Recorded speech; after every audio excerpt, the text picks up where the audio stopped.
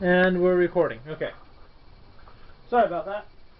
I haven't done this in a while. As you can see, the workshop's a lot dirtier. So, last time I showed you how to make the blade. Now, before we go on to the next part of the tutorial, which is actually going to be forming the handle and everything, we need to go over a few things.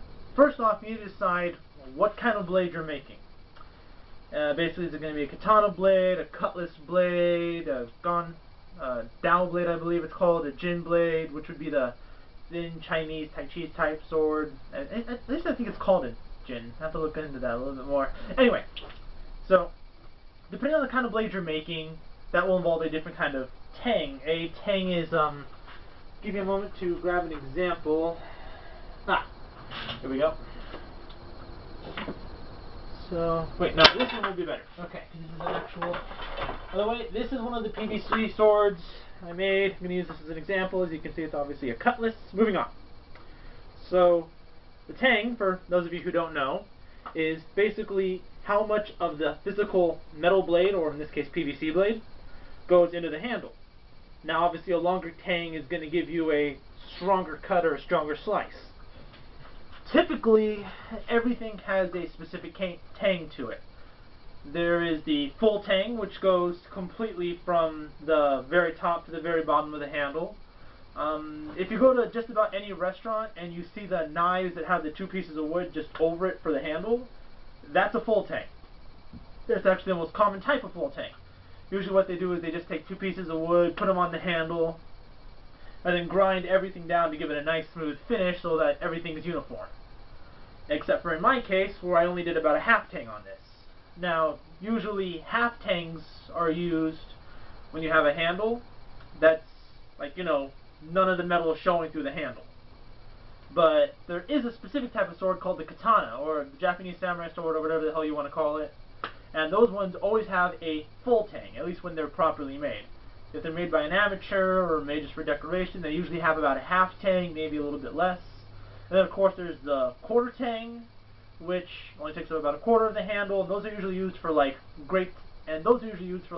two-handed great swords and stuff like that. And then there are the swords that are purely decorational, where the sword doesn't go any further than the guard.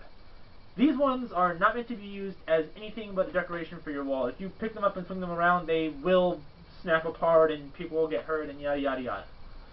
So understanding this is very important because that blade I made before I actually already put into something, so I'm going to use this as an example. Basically pretend that this was flattened completely all the way through. If you were to cut off sections of this so that it's actually thinner here at the end and make it go about this far in, that's what you would put in and actually make the handle, and actually, you know, put into the handle and everything. Now there's two ways you can make the handle. Way number one, this is, by the way, an earlier experiment, didn't do too well, but this is actually a good example. You can make it out of wood.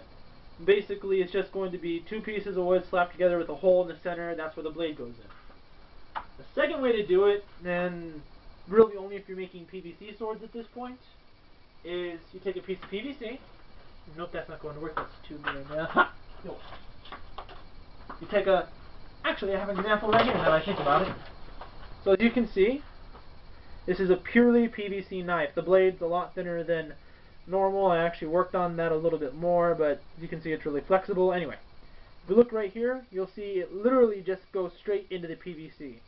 That's because what I did was I carved it down a little bit, and then I flattened the PVC in a vise to give it just a little bit of an oval shape. And at the very bottom, I literally just shaved down wood little by little, then forced it in, then cut it off. There you go, instant Tonto knife thing. So yeah, that's the basics for trying to decide what kind of handle you're going to make. Typically, I recommend going with a full tang, but if you want to have like a pommel or something on the end of it, you need to have just a little bit extra room so you can actually attach things. I think my next video is actually going to be going into details about the different kinds of handles and guards and etc. But for right now, just take this information and use it however you want. You should really have an idea about what sword you're making beforehand, and as always, research goes a long, long way. If you're trying to make a cutlass, look into how cutlasses are actually made. If you're looking into katanas, look at the actual shape of the blade and the handles and how just everything is generally shaped. That'll give you a better idea of how everything just sort of fits together, so it'll give you a much better finished product. So that's pretty much it.